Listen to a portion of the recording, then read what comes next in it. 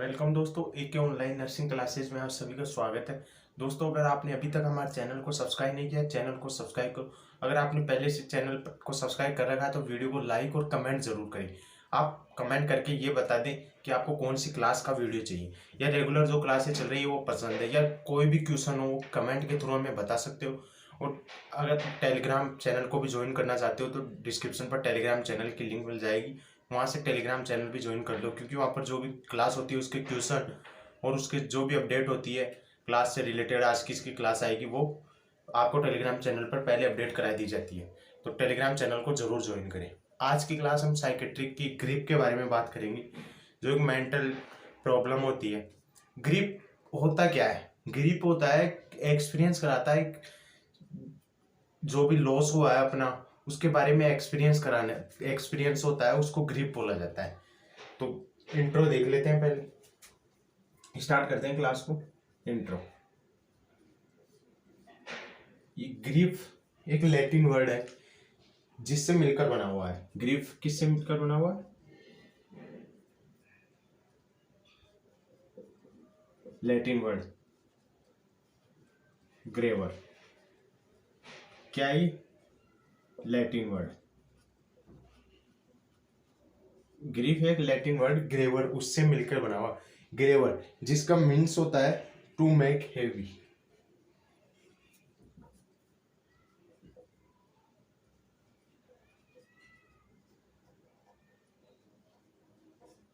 To make heavy यानी भारी। To make heavy. Grief एक ग्रेवर लैटिन वर्ड है, उससे मिलकर बना हुआ है, जिसका मीन्स है टू मेक हेवी। और ये ग्रेवर है, ये भी एक लैटिन वर्ड से मिलकर बना है। कौन सा? ग्रेवी। ग्रेविस जिसका मीन्स होता है वेट। अब आपको मैंने ये दोनों वर्ड बताए, उससे आपको वो करो कि इसका ग्रिप का मतलब क्या है। एक्चुअल इसका मीनिंग क्या होता है? ग्रिप्स का मीनिंग होता है इंटेंस सोलो, ज्यादा तनाव, ज्यादा गुस्सा, चिंता, गुस्सा नहीं सॉरी, ज्यादा चिंता, इंटेंस सोलो। हमने इंट्रो में देखा कि ग्रीफ है वो दो लैटिन वर्ड है जिससे मिलकर बना है। कौन सा? ग्रीफ किससे मिलकर बना है? ग्रेविट।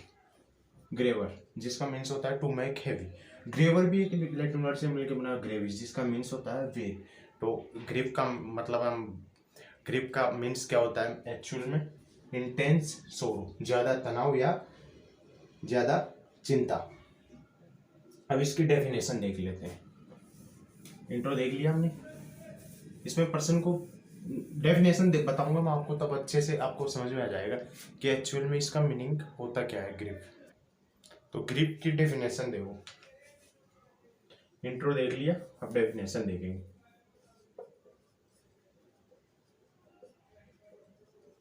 Definition: grief is a subjective emotion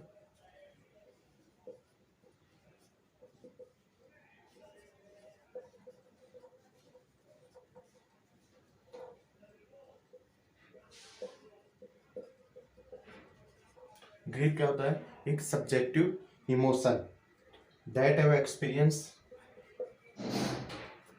that have response या टू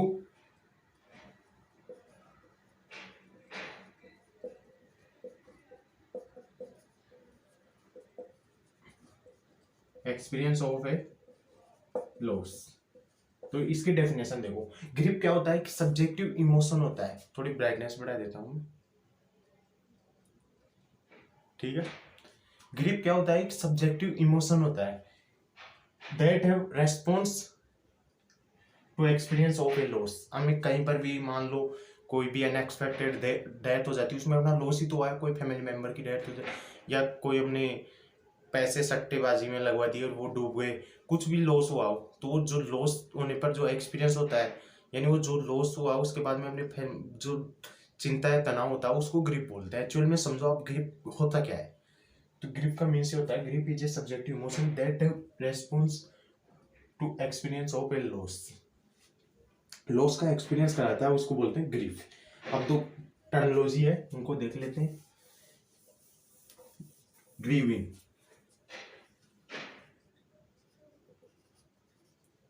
ग्रीविंग, ग्रीविंग क्या होती है? जो प्रोसेस होती है ना ये ग्रीफ वाली, उसको ग्रीविंग बोलते हैं। द प्रोसेस वो experience of loss, the process by which person experience of loss, जो प्रोसेस होती है जिसके द्वारा पर्सन लॉस का एक्सपीरियंस करता है। जो लॉस हुआ है उसके, जो पर्सन एक्सपीरियंस कर रहा है, जब लॉस हुआ उसके बाद जो चिंता हो रही है उसको तो ग्रीफ बोलते हैं। और जिस प्रोसेस के द्वारा ये एक्सपीरियंस होता है लॉस का, यानी ग्रीफ वाली जो प्रोसेस होती है उसको ग्रीविंग बोलते हैं। इसका एक और नाम है ब्रीवमेंट।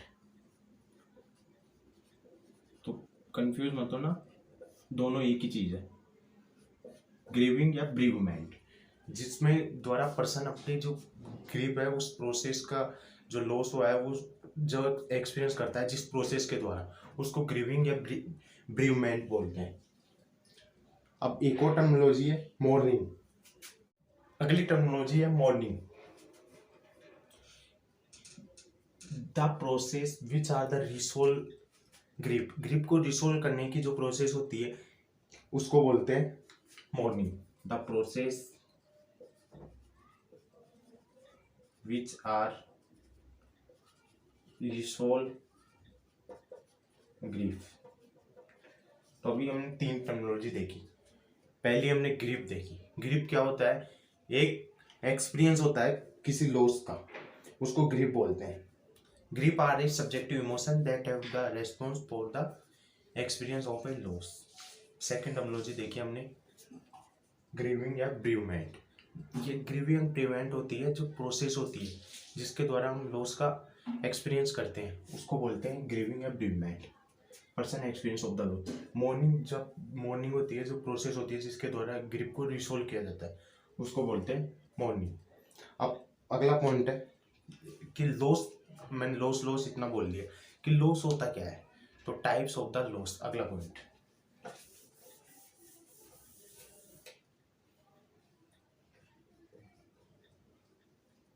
टाइप्स ऑफ लॉस, कि लॉस कितने टाइप होते हैं।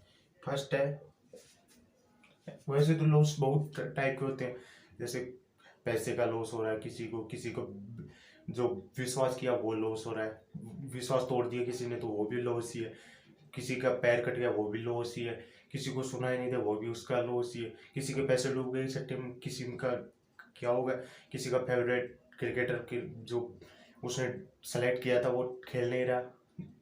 तो इस टाइप से लॉस तो अनेक टाइप के हैं, लेकिन जो इम्पोर्टेंट है वो देख रहे हैं। पहला है physiological loss, physiological loss. Second, safety and security.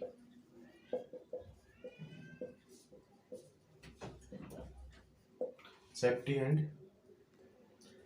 And security. Third है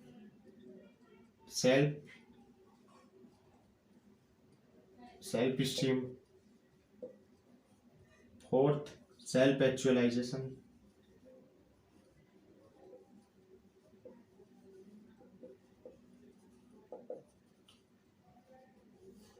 fifth number, love and behaviour.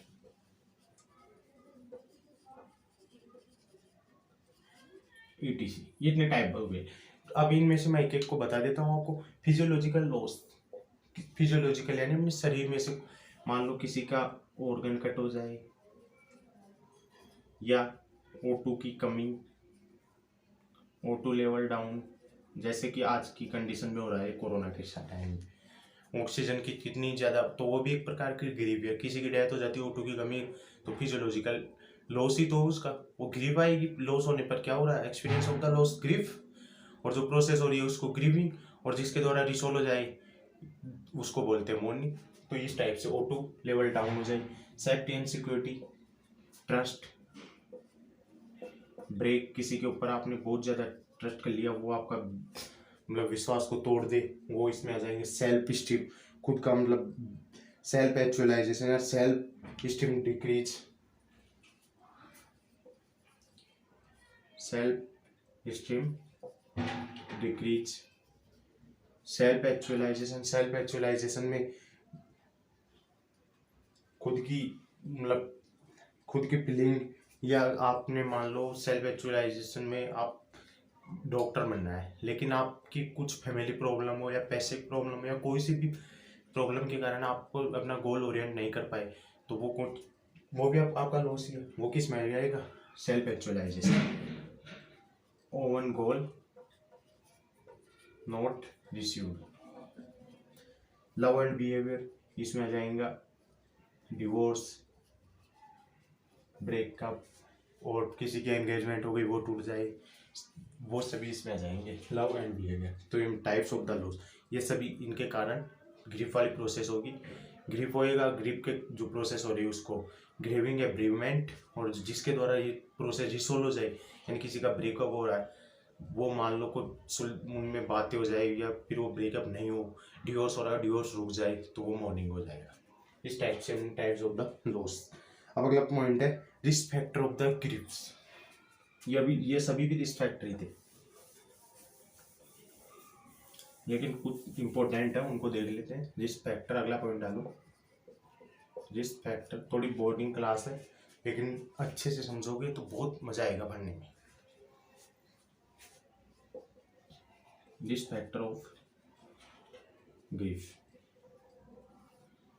Risk factor में अनएक्सपेक्टेड डेथ हो जाए किसी की, या एवरी टाइप, अभी देखे थे ना हमने, एवरी टाइप्स ऑफ लॉस, सभी टाइप के लॉस आ जाएंगे इसमें। Every type loss. Unexpected death हो जाए किसी की, यानी जो एक्सपेक्टेड नहीं हो। अनएक्सपेक्टेड में मतलब आप किसी के साथ घूमने गए, कहीं बाहर गए, आपके साथ जो फ्रेंड था वो कल आपको मिला, आपसे बातें करता हो रोज, लेकिन आपको दूसरे दिन पता लगे कि उसकी डेथ हो गई, तो वो अनएक्सपेक्टेड। 70 से ऊपर हो, कोई 80 से ऊपर हो, उसकी तो भाई नॉर्मल डेथ हो जाएगी।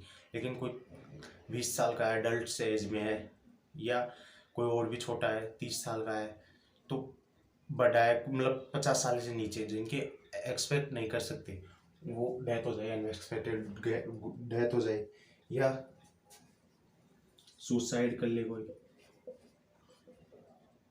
सुसाइड के कारण भी हो सकती है, या death of a child, death of a child, या किसी के घर में रोबरी हो जाए, या रेप, इनके कारण ईटीसी, इनके कारण ग्रीफ की कंडीशन हो सकती है। अब जो इम्पोर्टेंट है स्टेजेस ऑफ द ग्रीफ्स, जो अपनी थियोरेटिकल क्लास होती है उसमें से ग्रीफ में इतना पॉइंट नहीं आएगा। स्टेजेस का क्वेश्चन तो मोस्टली आता रहता है, ये अपने कंपटीशन लेवल में भी स्टेजेस से ही क्वेश्चन पुट अप होगा, तो इनको अच्छे से ध्यान से पढ़ना। Stages of griefs.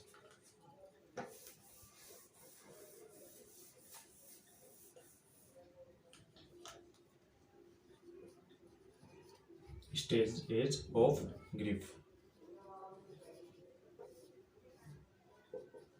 First, according to Elizabeth Kubler Ross,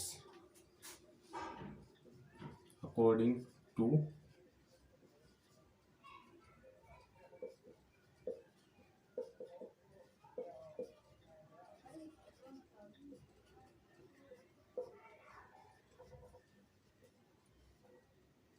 Elizabeth कुबलर-रोस।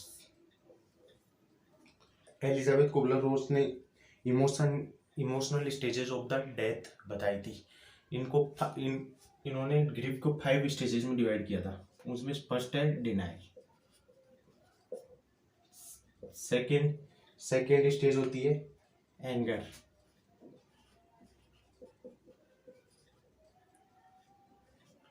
Third stage bargaining,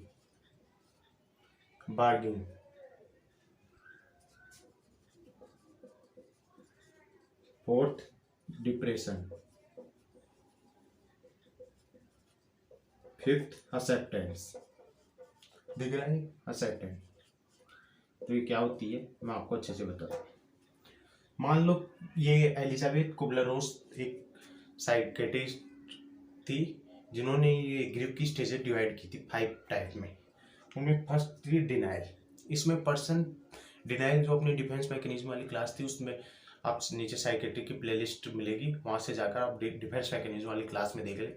denial में मैंने बताया था कि person refuse to the reality से रिफ्यूज करेगा कि ये तो हो ही नहीं सकता।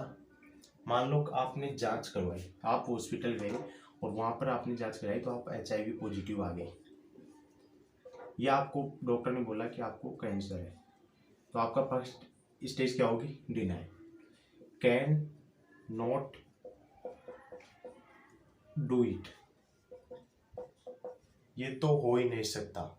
इसमें पर्सन क्या करेगा? Refuse reality. ये क्यों? ये तो हो ही नहीं सकता, ये कुछ वो हो गया होगा, कुछ मिस्टेक हो गई, मेरे तो हो ही नहीं सकता। फर्स्ट में क्या करेगा पर्सन? डिनाई। सेकंड एंगर, फिर क्या होगा? पर्सन दुखी हो जाएगा। क्या होगा? दुखी हो जाना। एंगर होगा, गुस्सा हो जाएगा। वाई मी, इसमें पर्सन बोलेगा मेरे साथ ही क्यों हुआ, मेरे को ही कैंसर क्यों हुआ, इतने लोग हैं उनके क्यों नहीं हुआ, इतने लोग HIV पॉजिटिव, इतने लोग हैं मेरे ही क्यों HIV पॉजिटिव हुआ, मैं मेरे साथ ही क्यों हुआ। क्या हुआ इसमें? गुस्सा। फिर थर्ड स्टेज में पर्सन क्या करेगा? बार्गेनिंग। इसमें ग्रीव वाली स्टेज में बार्गेनिंग करेगा। बार्गेनिंग में क्या करेगा? मैं ऐसा काम करूँ तो मैं ठीक रहूँगा, मरूंगा नहीं। इस मतलब मैं सिगरेट छोड़ दूँ तो मेरे कैंसर नहीं होगा, मैं सिगरेट नहीं पीऊँ, मैं तो सिगरेट पीता भी नहीं, ऐसे मतलब बार्गेनिंग करेगा। मैंने तो आज तक सिगरेट हाथ नहीं लगाई, फिर भी मेरे कैसे हो गया कैंसर। मैंने तो आज तक वो कुछ भी एबनॉर्मल काम नहीं किया, मैं कैसे हो गया HIV पॉजिटिव। इस टाइप से बार्गेनिंग करेगा। तो ये स्टेज थर्ड हो जाएगी। फिर पर्सन क्या हो जाएगा? डिप्रेशन, सैड हो जाएगा। क्या हो जाएगा? सैड। और लास्ट में फिर आ जाएगा एक्सेप्टेंस। फिर वो क्या कर लेगा? एक्सेप्ट कर लेगा कि चलो जो हुआ वो हो गया, इसको तो होना था, अब मैं क्या कर सकता हूँ, इस टाइप से। तो ये according to the Elizabeth Kubler Ross ने जो ग्रीफ वाली स्टेजेस थी 5 टाइप से डिवाइड की थी, उसमें फर्स्ट थी denial, second anger, third bargaining, fourth depression, fifth acceptance. अच्छे से समझ में आ गई होगी। अब आपको जो पीडियाट्रिक में भी ग्रीफ वाला टॉपिक है, पीडियाट्रिक वाली स्टेजेस भी देख लेते हैं, क्योंकि बच्चों में तो डिनाइल बोल ऐसे समझ थोड़ी पाएगा मैं तो ये हो गया, मेरे ये हो गया, तो उसको किस हिसाब से बांटा गया। तो सेकंड एक साइंटिस्ट थे बोल्बी, उन्होंने बताया था अकॉर्डिंग टू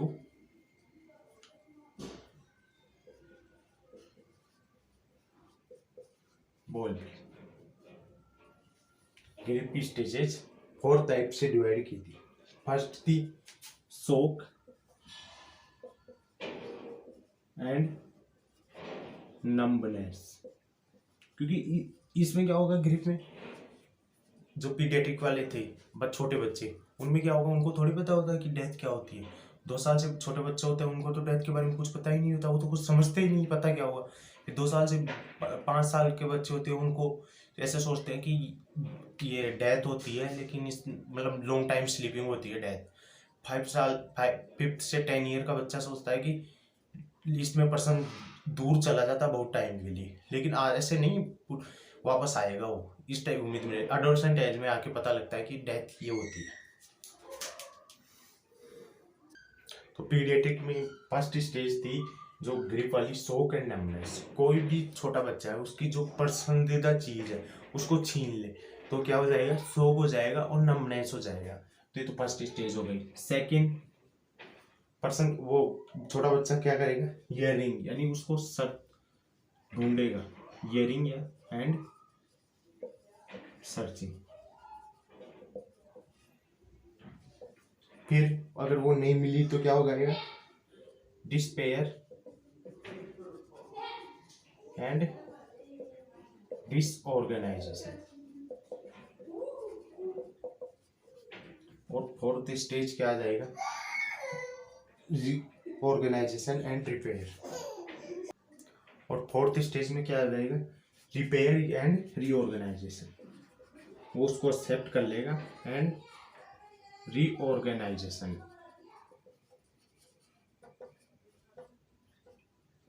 तो ये फोर्थ स्टेजेस थी। फर्स्ट बच्चे की जो भी चीज थी हमने उसको छीन ली, यानी उसकी मदर है, छोटा बच्चा है, उसकी मदर की मान लो डेथ हो गई, छोटा बच्चा है, तो वो क्या करेगा, शॉक हो जाएगा एंड नर्वनेस, या कोई पसंदीदा चीज है उसको हमने छीन ली तो क्या हो जाएगा पर्सन, छोटा बच्चा शॉक हो जाएगा। फिर उसको तलाश करेगा, hearing and searching, second stage हो जाएगा। फिर वो नहीं मिलेगी तो क्या करेगा, डिस्पेयर एंड डिसऑर्गेनाइजेशन, डिसऑर्गेनाइजेशन हो जाएगा, डिस्पेयर हो जाएगा वो। फिर उसको एक्सेप्ट करेगा एंड रिपेयर एंड रीऑर्गेनाइजेशन, वो खुद वापस न्यू जो अपनी न्यू लाइफ को स्टार्ट करेगा। या जैसे हम देखते हैं कि कुछ छोटे बहुत बढ़िया परिवार होते हैं, उनमें जो बच्चे की कुछ जो पसंदीदा चीज़ है वो उससे अलग हो जाती है, तो वो मतलब सबसे बढ़िया परिवार होता है उसमें वो बच्चा बहुत बुरे काम करने लग जाता है। या बहुत बुरा परिवार होता है उसमें से कोई बच्चा पसंदीदा चीज़ हो जाती है तो उसकी जो कंपनी है साथ वाले अच्छे मिल जाए तो वो बहुत बढ़िया आदमी हो जाता है, या बहुत मतलब अच्छे काम करने वाला वो हो जाता है पर्सन। तो ये बॉल्बी के अनुसार स्टेजेस थी फोर्थ ग्रिप की। अब अकॉर्डिंग टू रोडबर्ग, रोडेबर्ग के अनुसार थर्ड,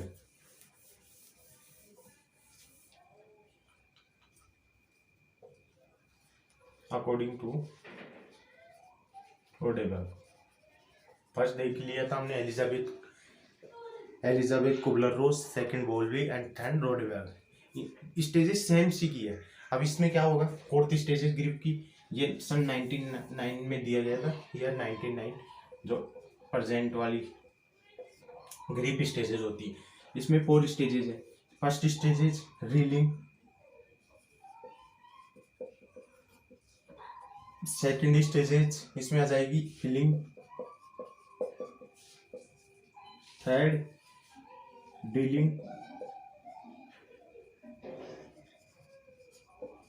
और फोर्थ हीलिंग।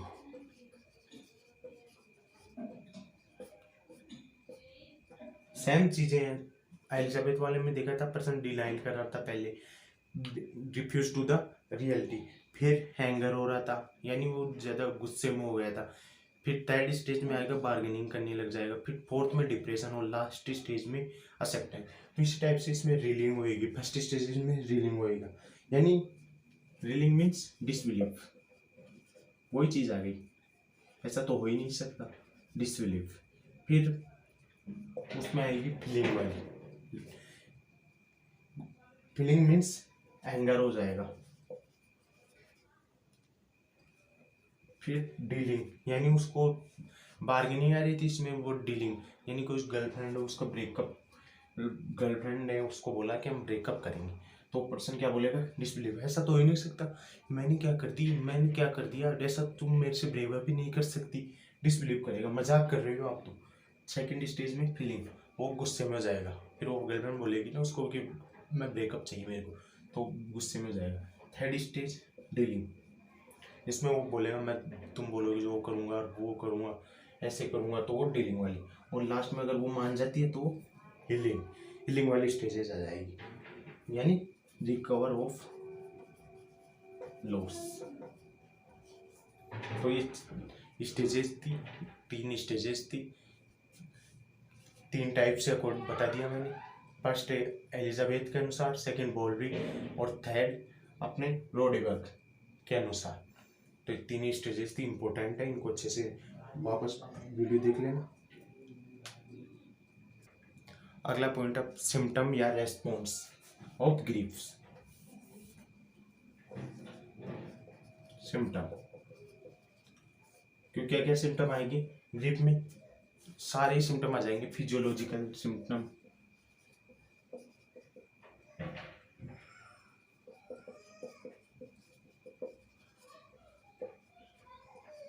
फिजियोलॉजिकल,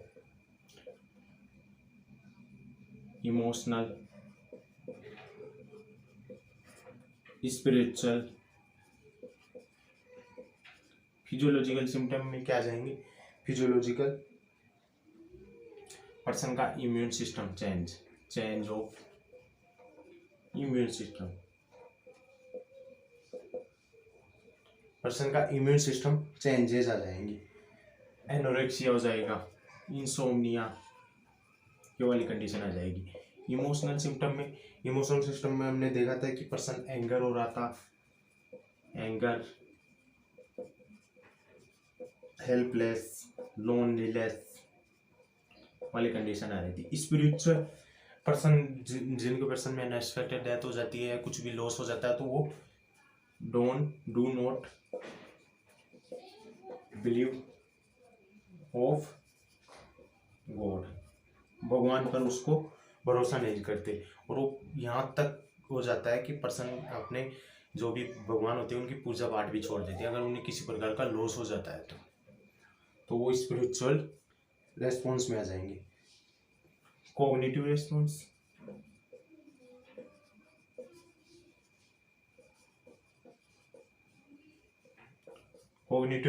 में आ जाएंगे अपने डिप्रेशन, थॉट चेंज, ईटीसी। ये जो सिम्टम थे ग्रिप के, वो सभी सिम्टम मैंने बता दिया आपको। अब अगला पॉइंट डालो, types of the grip. Grip कितने टाइप का होता है? ग्रिप के दो टाइप होते हैं, कॉम्प्लिकेटेड एंड डिसएनफ्रेंचाइज्ड। तो इम्पोर्टेंट अपना कॉम्प्लिकेटेड ग्रिप वो देखेंगे हम। Two types of the grips,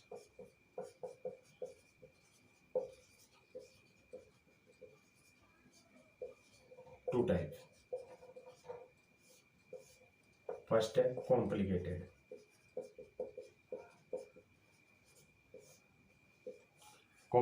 and disenfranchised. Complicated, normally जो ग्रिप होता है वो 6 to 8 वीक्स में रिसोल्व हो जाता है, लेकिन कोई ग्रिप है वो लॉन्ग पीरियड के लिए चल रहा है, यानी 6 मंथ to 1 ईयर तक, उसको कॉम्प्लिकेटेड ग्रिप बोलते हैं। Grip in 6 month to 1 year, 6 month to अगर 1 ईयर तक कोई ग्रिप वाली कंडीशन चल रही है उसको कॉम्प्लिकेटेड ग्रिप बोलते हैं। इसको अबनॉर्मल ग्रिप या परसिस्टेंट ग्रिप भी बोल सकते हैं। तो कॉम्प्लिकेटेड या परसिस्टेंट ग्रिप आई तो आप कंफ्यूज मत हो ना, एक ही चीज है। इसमें 3 कैटेगरी देखी जाती है, मैं इसको मिटा देता हूँ। Complicated grip have 3 category.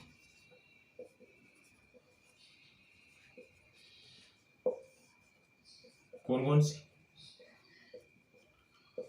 Chronic, जो लॉन्ग समय के लिए चल रहा है। सेकंड हाइपरट्रोपिक,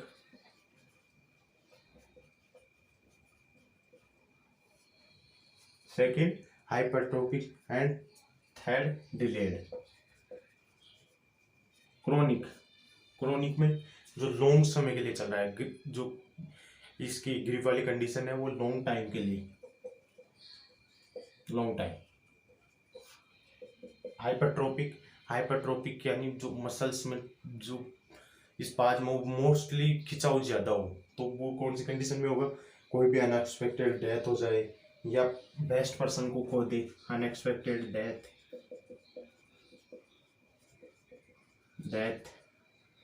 और इसमें पर्सन को हार्ट डिजीज वाले पेशेंट की तो डेथ भी हो जाती है, हाइपरट्रोफी। और डिलेड, जिसमें डिनाइल वाली स्टेज, लॉन्ग पीरियड, पर्सन इसमें मानता ही नहीं है। जो मान लो किसी पर्सन की जो उसका जानकार था या सन था या मदर थी, किसी की अनएक्सपेक्टेड डेथ हो गई तो वो 1 ईयर तक तो मानता ही नहीं है, refuse to the reality, denial वाली स्टेज ही चलती रही, तो वो कौन सा हो जाएगा? डिलेड। तो 3 स्टेजेस थी। इसके साइन सिम्टम क्या है कॉम्प्लिकेटेड ग्रिप के? Sign symptom, immune system, person का इम्यून सिस्टम क्या हो जाएगा? सप्रेस्ड हो जाएगा। Sign symptom, immune system suppressed हो जाएगा, सीरम प्रोटीन लेवल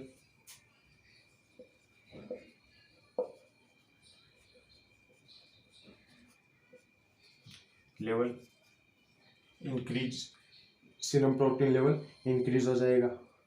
और पर्सन को मैंने बताया था हाइपरट्रोफी वाले में हार्ट डिजीज, डेथ इंक्रीज। कोई भी डिजीज वाला, मान लो कोई, आपने भी देखा होगा कि सुना होगा कहीं पर कि किसी ने उस रिलेटिव के मरने की खबर सुनते ही वो भी वहीं पर खत्म हो गया या उसको भी हार्ट अटैक आ गया। तो ये कौन सी टाइप में आया है? कॉम्प्लिकेटेड ग्रीफ है। अब सेकंड है disenfranchised grief.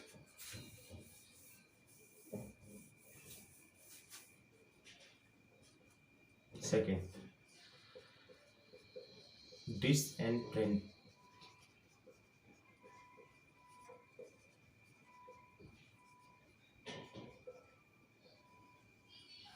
डिसएनफ्रेंचाइज्ड grief.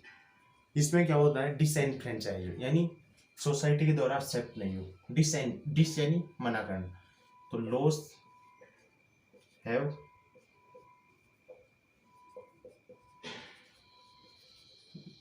Not accepted by society. Example, इस ग्रीफ को समझने के लिए मैं आपको एक एग्जाम्पल बताता हूँ। कोई भी पर्सन है, उसकी शादी हो गई और फिर भी उसका किसी के साथ अफेयर है, तो वो जो अफेयर वाली गर्ल है या जिसके साथ उसकी अफेयर हुआ उसकी डेथ हो गई मान लो, यानी उसकी डेथ हो गई या उसके सन की डेथ हो गई, तो उसको तो दुख होगा, लेकिन सोसाइटी द्वारा एक्सेप्टेड थोड़ी है। तो इस टाइप की ग्रीफ कंडीशन होगा, उसको डिसएनफ्रेंचाइज्ड ग्रीफ बोलते हैं। या कोई आपका पालतू जानवर है, उसकी डेथ हो गई तो वो गए, खत्म हो गए, उसमें क्या है, सोसाइटी थोड़ी एक्सेप्ट करेगी। तो इस एग्जांपल के थ्रू आप अच्छे से याद कर सकते हो। डेथ ऑफ एनिमल या death of GF boy, girlfriend के लड़के की डेथ होना, डिसएनफ्रेंचाइज। हमने ग्रीफ के दो टाइप देखे थे। फर्स्ट टाइप था कॉम्प्लिकेटेड ग्रीफ, जो नॉर्मल ग्रीफ 6 to 8 वीक्स में सोल्व हो जाता है, रिसोल्व हो जाता है, मॉर्निंग वाली प्रोसेस हो जाती है। लेकिन अगर सोल्व नहीं हो रहा, वो 6 मंथ से 1 ईयर तक चल रहा है, तो वो कौन सा हो जाएगा? कॉम्प्लिकेटेड ग्रीफ हो जाएगा। इसको अब नॉर्मल परसिस्टेंट ग्रीफ भी बोल सकते हो आप। इसकी 3 स्टेजेस थी। फर्स्ट क्रोनिक, जो लॉन्ग टाइम के लिए चल रहा है ग्रीप वाली कंडीशन, उसको क्रोनिक। सेकंड हाइपरट्रोपिक में अनएक्सपेक्टेड डेथ वाली कंडीशन हो या ज़्यादा खिंचाव हो मांसपेशियों में, तो उसके कारण कॉम्प्लिकेटेड ग्रीप हो रहा है, तो वो उसमें आ जाएगा हाइपरट्रोपिक में। और जिसमें डिलेड यानी डिनाइल वाली स्टेज लॉन्ग टाइम के लिए चल रही है, 1 ईयर तक, यानी रिफ्यूज टू द रियलिटी, तो वो डिलेड में चला जाएगा। सेकंड डिसएनफ्रेंचाइज्ड, जिसमें सोसाइटी लॉस को एक्सेप्ट नहीं करती, जैसे कोई पालतू जानवर की डेथ हो जाए तो वो डिसएनफ्रेंचाइज्ड। तो दोनों टाइप अच्छे से समझ में आ गए हो। अब जो प्रोसेस है जिसके द्वारा ग्रीफ को रिसोल्व किया जाता है वो देखते हैं। What need of the resolve of griefs.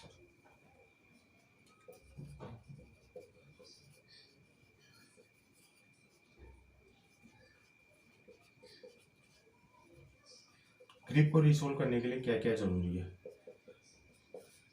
Grief को रिसोल्व करने के लिए adequate perception,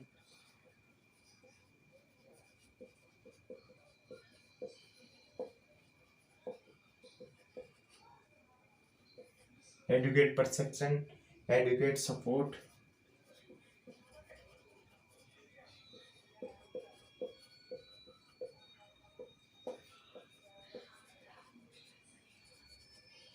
educate coping. Adequate perception, इसमें एडुकेट परसेप्शन को समझने की मैं एग्जांपल बताता हूँ।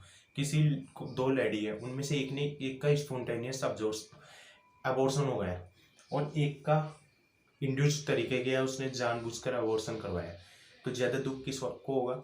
जो जिसका स्पॉन्टेनियस अबॉर्शन हुआ है। तो एडुकेट परसेप्शन, फिर हमें उसको ज़्यादा से ज़्यादा, जिसको ग्रुप हो उसको सपोर्ट ज़्यादा से ज़्यादा देंगे।